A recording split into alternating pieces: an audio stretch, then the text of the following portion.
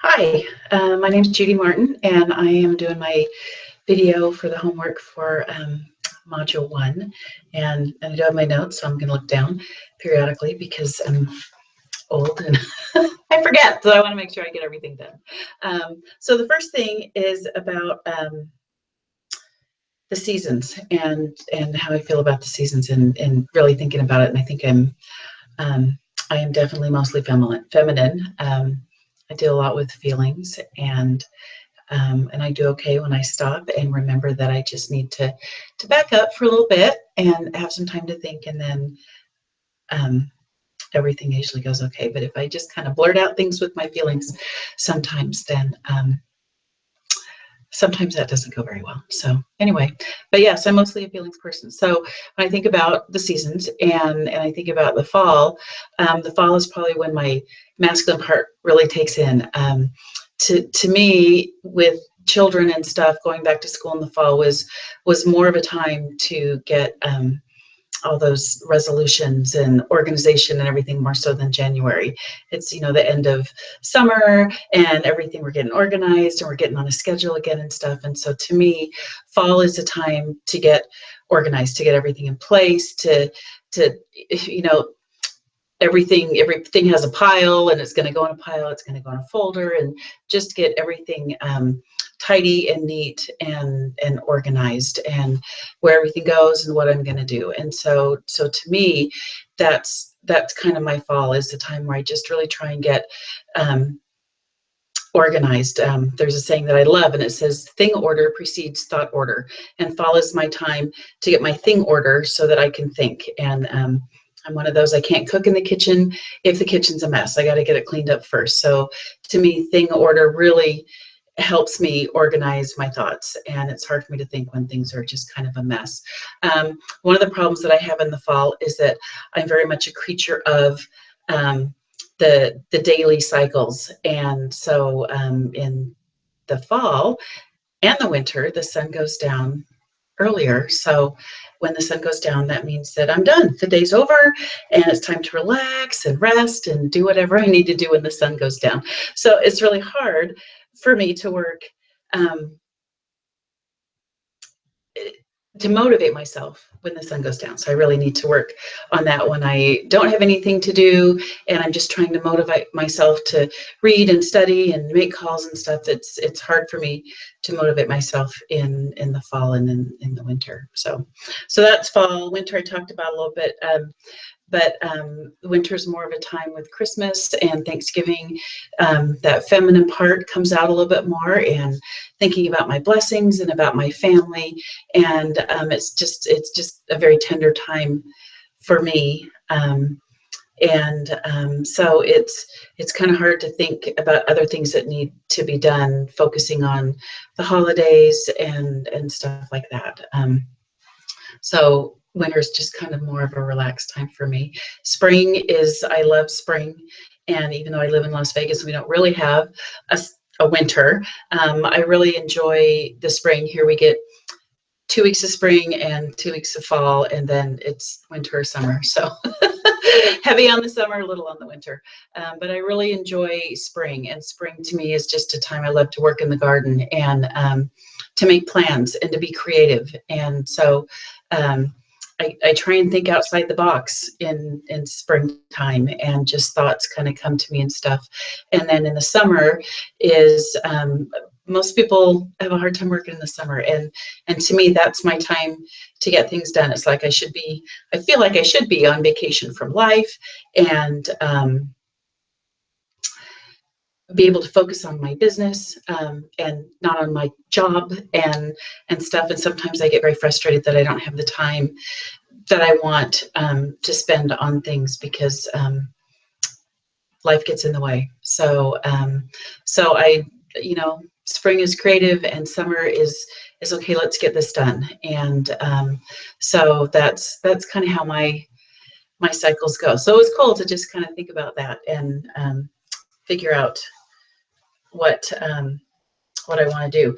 The second question was about the three things, and failure, and being comfortable about being uncomfortable, and perfection. And failure, I guess I'm okay with some failure, but when everything I try either fails or doesn't work, nothing comes to fruition after a while, it gets really frustrating. And I'm sure I'm just the same as everybody else. But a little failure is okay. I expect that for things not to work out and, to try something different. But after a while of things not working out and stuff, it's gets really frustrating, and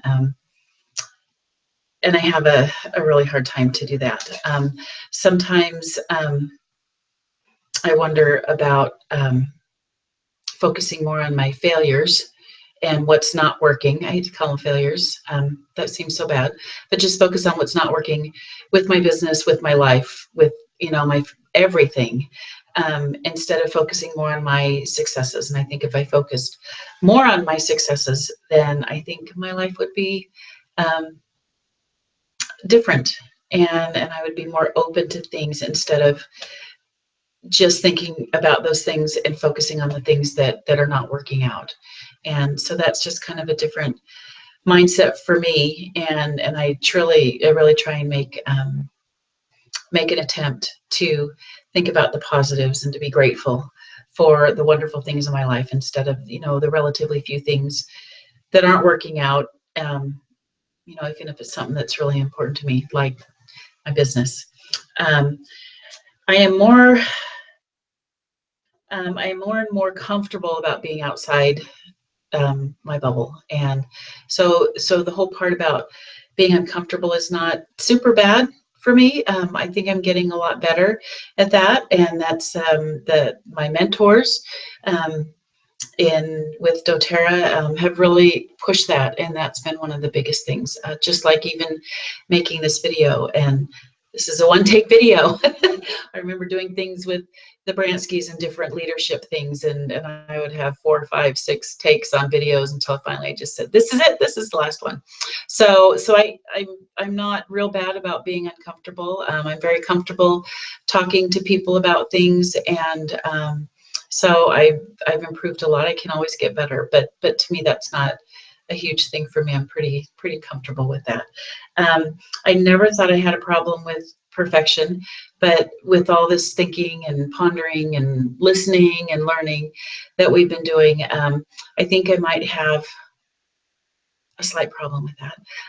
With some things, there's things, I was just thinking about what I'm perfection on. I play the organ at church on Sundays, and I am a perfectionist on that. I hate to make mistakes, and so that's something that really upsets me when I make a mistake. People follow the organ, they don't follow the person leading the singing, and so that's something I'm a perfectionist on. Keeping a clean house, I used to be a huge perfectionist on that, but a husband and 5 children really kind of tempered me with that, and they forced me to change. So unfortunately, I'm not a perfectionist about my house anymore. I'd like it to be a little more clean, but I'm not a perfectionist about that anymore. So we can teach an old dog new tricks. I'm a perfectionist when it comes to grammar and spelling, all that kind of stuff on social media. I put out a newsletter for my business every month, and I'm just, one of my biggest fears is that there's going to be a spelling mistake, or my words aren't going to come out properly, or the way that everything is put together for English. So I am a real perfectionist on that, and I know I need to work a little bit on that, and it's okay. But if it's not, but that's something I'm a perfectionist on. Personal stuff, hair, makeup, nails, never been a perfectionist on that. And never will be.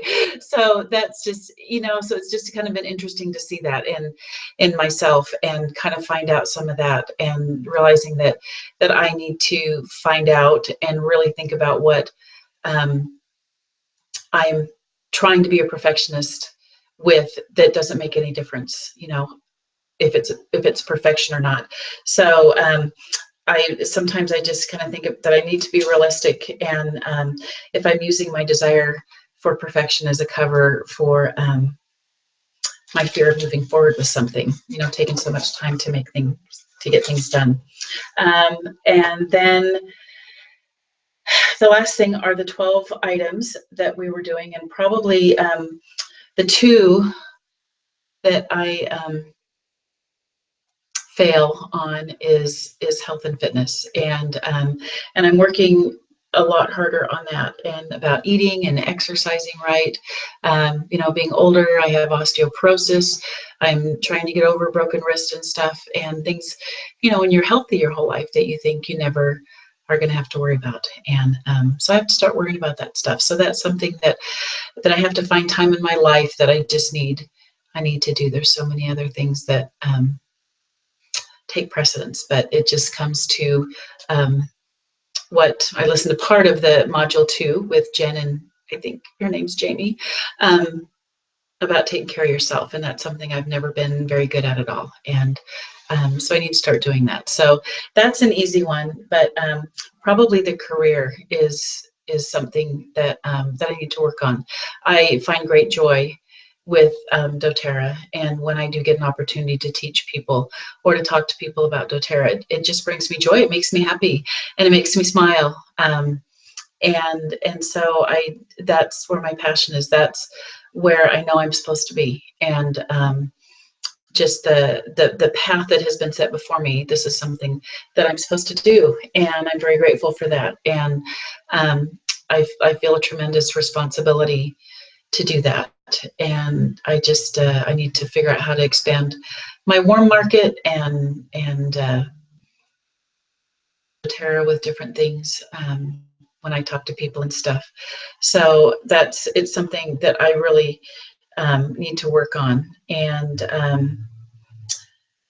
one of the things that just really hit me was that I need to focus more on taking ownership of all the failures and lack of things in my doTERRA business instead of smiling about the good things I've done and the progression I've made. It kind of goes back to what I earlier, and realize that it's all going to be in the proper time. And instead of thinking about the things that haven't worked out, think about the things that have worked out, and being just grateful. And that positivity, I know, just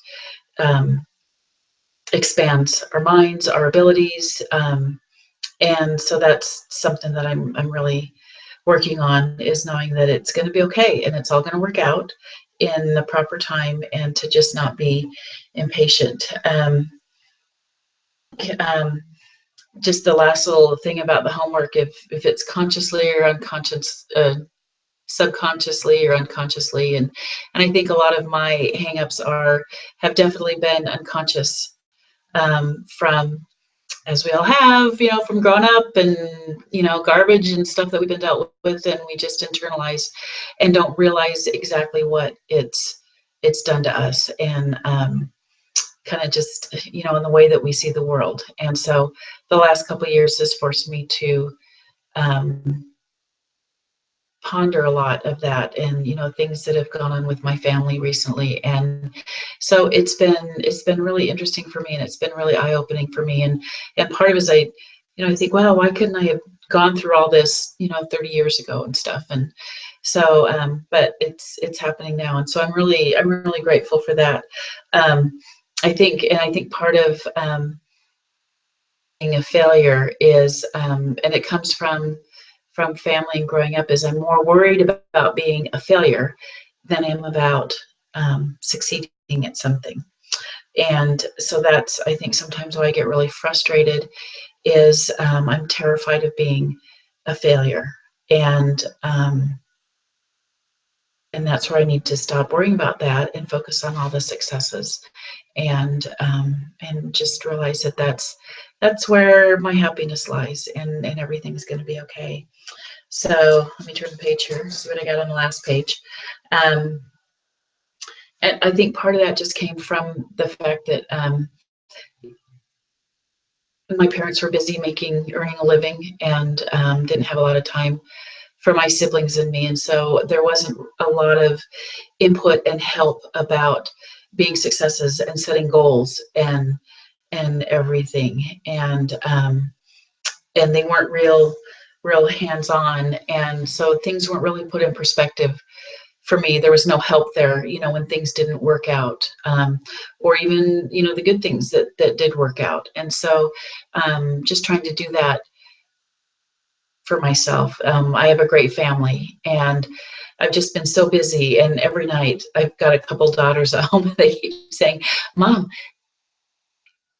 get your video done," because like you, I have to have help getting this all done too. So I'm sure I'll figure it out. And I'm grateful, and I need to focus on those people who want me to succeed and are there to help me to succeed, and let them help me. Doesn't matter if they're younger or older than me or something. That just be humble enough to accept their help, and realize that they're proud of me, and that's wonderful. So the things I would rather believe about myself is I'd rather believe that I'm strong, and that I'm courageous about breaking out of my box and learning new things, moving past setbacks, and not letting things stop me, not letting things discourage me. That realizing it's all going to be okay. It's not on my time frame, and I have faith and hope that it is. And the last thing is that I am a creative person. Sometimes I think that I love to sew, I love to knit, making quilts and stuff. And there's been a couple times when I've made things without patterns, but I'm a believer in patterns. And give me a pattern and I can follow it. And I need to realize with my business and my life that I am a creative person, and I can create things. I can create my own patterns, and things that have never been created before, and do it my way, and it's still going to be beautiful, and it's going to work. And so that's basically the three beliefs that I have. If going in the front door doesn't work, then there has to be a window, a back door, or a hole in the roof that I can climb down to get where I want to go. And just to be able to have the confidence to do that, and just like always, just find joy in the journey. So that's me, and this has been great, and I'm excited to move on to module 2, and thanks for watching.